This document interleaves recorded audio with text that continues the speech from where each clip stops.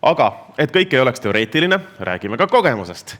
Ja LASPA kogemusest. Mul on hea meel, et Lauri Lillemaa LASPAst on meil täna rääkimas, et kas tegelikult ka siis päikesepargid töötavad või ajame lihtsalt juttu. Just. Nii, tere. Aitäh, et olete tulnud siia. Minu nimi Lauri Lillemaa. Olen siis LASPA Group OÜ juhatuse liige ja katsun teile natukene siis rääkida meie 2 aasta kogemust nüüd nii kaua, kui see päikesepark meil Laulasmaa ujula katusel olnud on. Nii, võib-olla kõige praktilisemad küsimused, kui me selle asjaga tegelema hakkasime, olid need, et kuhu me seda üldse rajada saame, mis täiendavad probleemid, mis seal kõik nagu põhiline küsimus oli see, kuhu me selle üldse rajada saame, et kas katused, kas kandevõime on tagatud, pidime konsulteerima siis projekteerimisettevõttega, kes tegi meil vajalikud tugevusarvutused, pidime konsulteerima Elektrileviga, kes ütles, kas kohalikus alajaamas on üldse see võimsust olemas, et me saaksime elektrienergiat siin vahetada. Kui me saime sealt rohelise tule, hakkasime asjaga pihta. Et meil on katusepinda ujulal 1200 ruutmeetrit, suutsime sinna rajada siis 95 kilovatise päikseelektrijaama. Nagu Taavi rääkis, tegelikult inverterite võimsus on sageli väiksem, meil siis kuskil 20%. See on selleks, et me jääme küll sellest tipuenergiast ilma, eks ole, aga kogu üldise tootmise vältel on siis see kasutegur ilmselt kõige suurem, et meie otsustasime seda teed minna. Siis mida meie ei tundnud ennast üldse kindlalt selles, et kui palju tegelikult see päikesejaam tootma hakkab. Ja meile visati õhku siis number, et 83,7 megavatt-tundi aastas võiks sellises suuruses park toota. Ja kusjuures oligi väga tore avastus, et kui me esimesel aastal hakkasime statistikat tegema, siis tegelikult me jõudsime sinna pluss-miinus 5% lähedale, et me saime 78 megavatt-tundi sealt kätte. Ja vaatamegi nüüd täpsemalt seda tootmisgraafikut, et kui te mõtlete ka päikesepargi rajamise peale, siis kindlasti müügimehed näitavad neid graafikuid. Kui te isegi olete skeptilised natukene, siis see on nüüd konkreetne tootmine 2020 ja 2021 siis erinevate joontega tähistatud. Et 2021 kokkuvõtet me veel teha ei saa. Suvekuudel siin tipptootmine oli juba suurem võrreldes 2020 aastaga. Üldises terve aasta lõikes tundub, et me jääme natukene madalamaks, kui me 2020 tootsime. Et siin peab arvestama ka sellega, et iga aasta see tootmine päiksepaneelide kasutegur väheneb, kas on kuskil 5% aastas, 2%, kuskil sinna kanti. 0,35, no selge. Et tegelikult me oleme palju rohkem mõjutatud päikeselistest ilmadest ja see on see, mis tegelikult määrab, et elame näeme, et 2 aastat on meil see olnud, loodetavasti on siin 20 aastat veel, siis me saame sellise väga huvitava statistika juba välja tuua.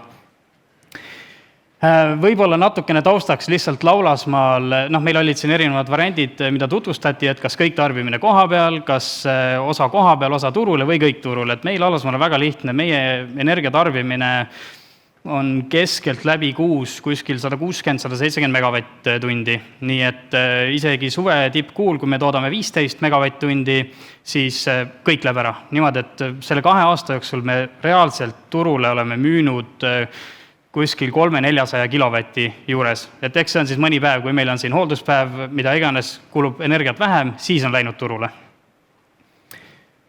Nii, vaatame. Kindlasti numbrid on see, mis on ka hästi määrav sellise projekti ettevõtmisel. Et ma tahtsin omalt poolt lihtsalt välja tuua, kuidas meie oleme arvestanud oma kasumit selle projekti juures ja mis aja jooksul me eeldame, et me jõuame selle projektiga nulli ja millal juba hakkame plussi tootma. Et ma lahutasin väga lihtsalt meie tulukomponentideks, et see koosneb siis elektrienergia pluss võrgutasu pluss toetus, mille me saame samamoodi ja sealt tuleb siis maha lahutada taastuvenergia tasu, et selles suhtes, et kõik energia, mis me siin Laulasmaalt toodame, selle eest tuleb ka maksta taastuvenergia tasu, mis on siis 11,3 eurot megavatt-tunni kohta, et see on väike miinus on ka seal sees. Siis, et 2020 oli meil elektrienergia hind tuli kuskil 44,6 eurot megavatt-tunni kohta, võrgutasu 54, kõik hinnad on käibemaksuga. Ma mõtlesin, et kuna siin on inimesi erinevaid, siis ilmselt käibemaksuga hind on see, mis on võib-olla kodukasutajale kõige tõesem. Et ühesõnaga võrgutasu on nüüd jäänud siin 2 aasta jooksul samaks, aga elektrienergia tõesti, et kui 2020 oli 44 eurot, siis praegult meil on juba see viimane hinnatõus on tegelikult selle löönud kuskil 70 euro peale megavatt-tunni kohta ja vaadates, kuidas see hetkeolukord edasi läheb, vähemalt siin käesoleva aasta lõpuni, siis kindlasti see keskmine hind saab ka suurem olema. Toetus, kui meie 2019 selle tegime, siis oli vastav toetusmeede, et me saimegi 53,7 eurot toodetud megavatt-tunni eest.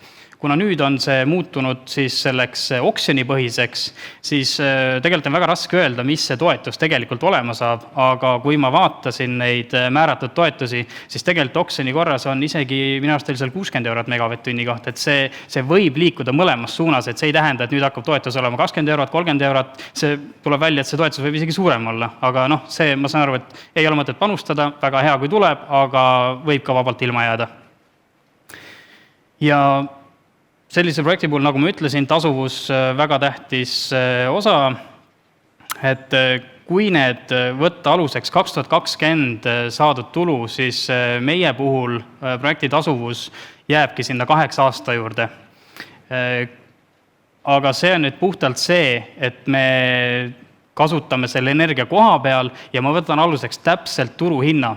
Kui nüüd energiaühistu hakkab seda energiat tootma, siis on kindlasti eesmärk on saada elekter tarbijal odavamaks, tähendab energiahind tuleb odavam, mis lükkab ka tasuvusaega, selle pargi enda rajamise tasuvusaega lükkab pikemaks, et see on selline, alati peab neid komponente jälgima, sest tulu sõltub elektrienergia müügihinnast, võrgutasust ja toetusest, eks ole. Et kui juba on teada tegelikult, et võrgutasu langetatakse, kas siis kevadeni, siis see juba näitab, et tegelikult ka see hinnakomponent langeb, ehk siis ka tulu langeb, et kõik on omavahel selles suhtes seotud.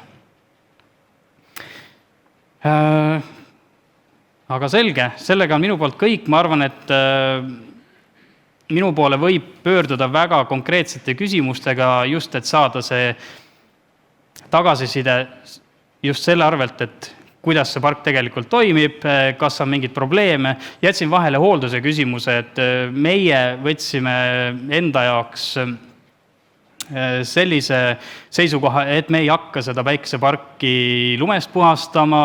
Tegelikult me oleme sinna 0 eurot selle 2 aasta jooksul hoolduse peale pannud ja see tundub, et toimib. Et ma ei tea, kas Taavi Väleste võib-olla soovitab lund lükata sealt pealt, aga me kartsime, et see risk paneelide kahjustamiseks on suurem kui see kasu, mida me reaalselt talvel sealt suudaks toota. Nii et kas see on õige lähenemine, vale lähenemine, ei oska öelda, aga vähemalt seni hooldus 0 ja pole midagi ära lõhkunud, kõik on tootmine vastavalt graafikule. Aitäh!